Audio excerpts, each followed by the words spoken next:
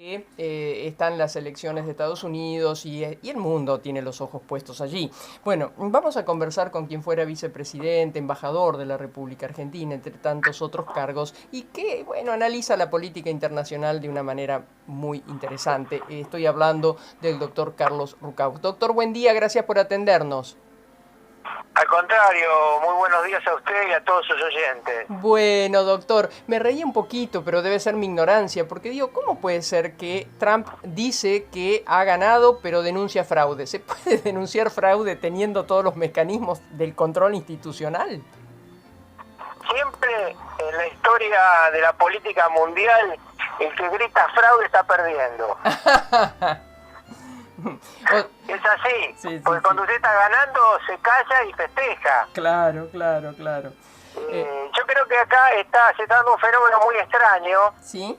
muy difícil de entender para quien no vive en los Estados Unidos, es que 100 millones de personas han votado por adelantado y una parte significativa de ellos por correo.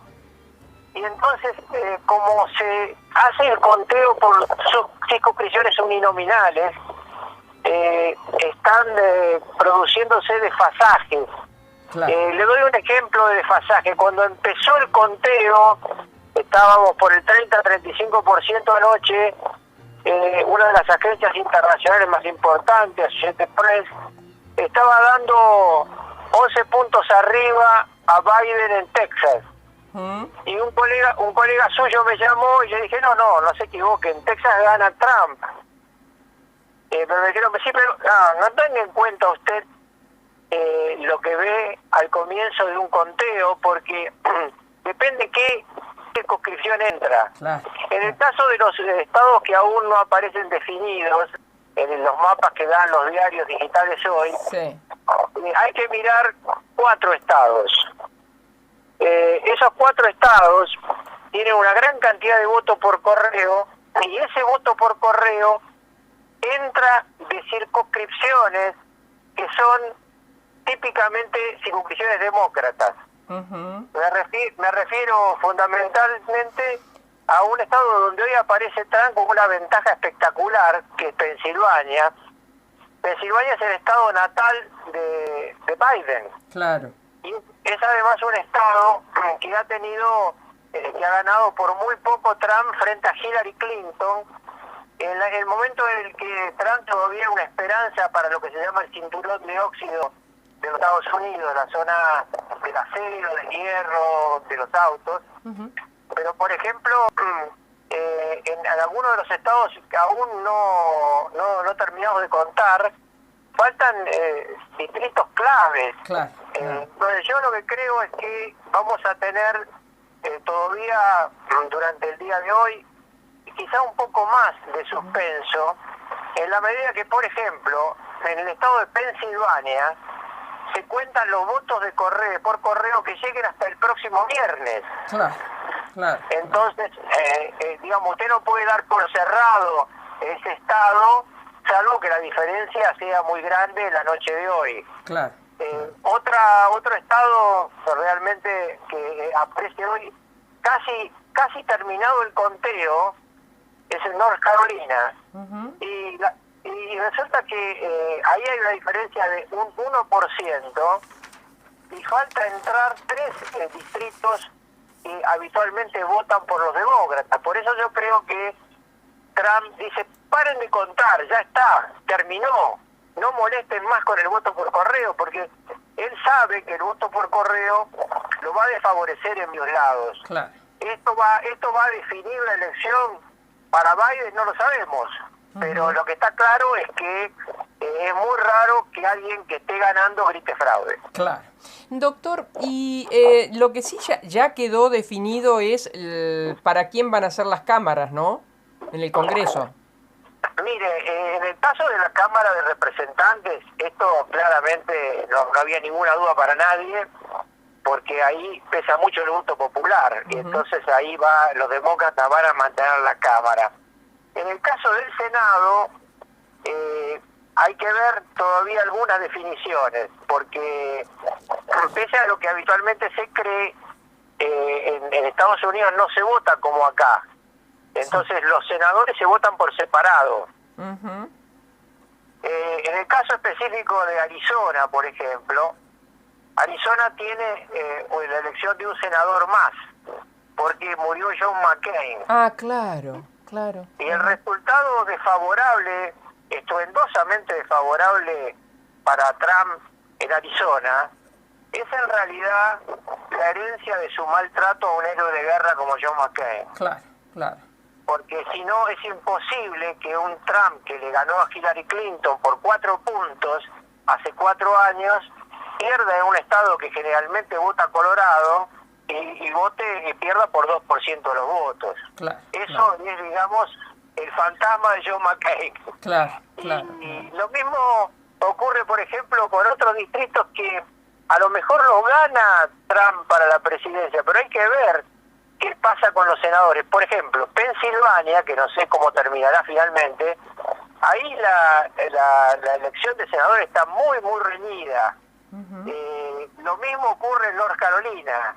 Entonces, Georgia, que también tiene un senador de más en esta discusión, está también bastante complicada. Entonces, yo imagino que la lógica sería que los republicanos mantuvieran alguna ventaja en el Senado, pero tenga en cuenta usted que, a diferencia de la Cámara de Representantes, que se vota toda, es decir, cada 2 años los que acá llamamos diputados se renuevan absolutamente en los Estados Unidos. Claro. En el caso del Senado, ellos duran 6 años en sus funciones y se reeligen por tercios. Claro, como acá. El tercio que se reelige, claro, el tercio que se reelige esta vez tiene una mayoría republicana, es decir, tiene más el riesgo el Partido Republicano que el Demócrata. Claro, claro. Sin perjuicio de lo cual yo diría que tendría que haber al final una ventaja republicana, quizá un poco menor que la actual.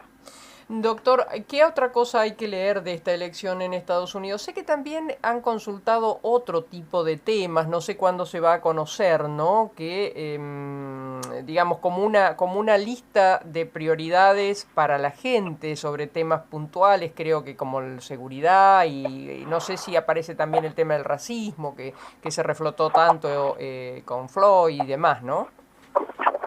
Estados Unidos está en el medio de algo que nosotros conocemos, que es una profunda grieta. Una grieta que alimentó Donald Trump a partir de que él ha ido a buscar algunos de los rencores más profundos de la sociedad, de los sectores industriales, del centro más tradicional de los Estados Unidos, a partir de inventar que Trump era un personaje de izquierda, que Biden era un personaje de izquierda, ¿no? Claro, para Trump todo lo que esté a la izquierda del Ku Klux Klan es comunista, pero lo cierto es que Biden es un señor demócrata con bastantes tintes conservadores. Yo no me imagino que él produzca terremotos como los que produjo Trump. Creo que más bien un gobierno Biden sería un gobierno mucho más de vuelta al mundo de Estados Unidos. Estados Unidos se retiró del mundo en estos 4 años, le dejó todo Asia Pacífico a los chinos, tuvo una actitud bastante débil frente a Corea del Norte, ha tenido una separación de sus socios europeos. Trump prácticamente ha repudiado a la OTAN que inventó Estados Unidos, y se fue, y esto es una de las cosas para mí más graves para el mundo que ha hecho Trump, se fue del acuerdo de cambio climático de París. Yo creo que estos temas son temas que va a revertir una administración Biden, y por eso una de las cosas por las que a mí me gusta Biden, yo siempre le digo a mis hijos, ¿no? Si un presidente norteamericano vuelve al acuerdo contra la pérdida de la humanidad respecto al clima, que es el acuerdo del París, ya eso vale que cambie el gobierno, porque es uno de los temas más significativos. Ahora, en el caso de Argentina, yo le quería marcar un tema que acá se habla muy poco. Biden se ha comprometido, al igual que Angela Merkel, a abandonar los autos por combustión que salga de combustión contaminante para pasar a un sistema de autos eléctricos o híbridos. Y resulta que Bolivia y Argentina, en ese orden, Bolivia tiene 21 millones de toneladas métricas de litio confirmadas por el instituto que estudia esto en los Estados Unidos. Argentina tiene 19 millones de toneladas y Chile es el país que le sigue. El cono sur de América Latina tendría, en un cambio de política en materia de limpieza, una oportunidad espectacular para convertirse en grandes productores de este oro blanco que es el litio, y lo que sería aún más importante es la construcción de baterías, autos eléctricos y microcomponentes para exportar Claro. mano de obra, ¿sí? Para que nuestros obreros y empleados trabajen y que entren divisos de la Argentina. Eso es buenísimo. Doctor, y le hago la última pregunta porque sé que de sus compromisos. El tema de la recuperación económica ha sido el sostén en esta campaña de Trump. Claro, lo que pasa es que esto que lo hacía hasta hace un año casi invencible se empezó a diluir con la pandemia. La pandemia produjo no solamente una masacre sanitaria en los Estados Unidos, sino una caída muy grande de la actividad económica. Pero por supuesto el elector, cuando le va mal en la economía, se siente perjudicado. Y como había hecho tanto eje Trump en que él salvaba la economía, y se manejó realmente durante estos últimos 6-7 meses tan erráticamente, que creo que esto es uno de los problemas que está teniendo en esta elección. Estados Unidos había hecho primero un plan de salvataje, después Trump se arrepintió del plan de salvataje, mientras el plan de salvataje le llevaba dinero al bolsillo de los norteamericanos. Trump se mantenía en las encuestas. Cuando quitó el apoyo, perdió fuelle en las encuestas. Creo que el tema de que la economía se complicó, también lo complicó. Y fíjese, hay cosas más interesantes. El último anuncio económico de hace 15 días demuestra que la economía norteamericana se está recuperando, pero el que votó por correo no lo sabía. Claro. Entonces vamos a ver qué pasa con este voto por correo. Yo creo que el voto por correo define esta elección y esto es lo que le molesta a Trump.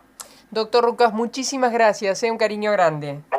Hasta siempre. Hasta luego. Bueno, hemos conversado con quien fuese, entre tantas otras cosas, vicepresidente de la Nación y también canciller argentino, haciendo esta lectura de las elecciones de la principal potencia.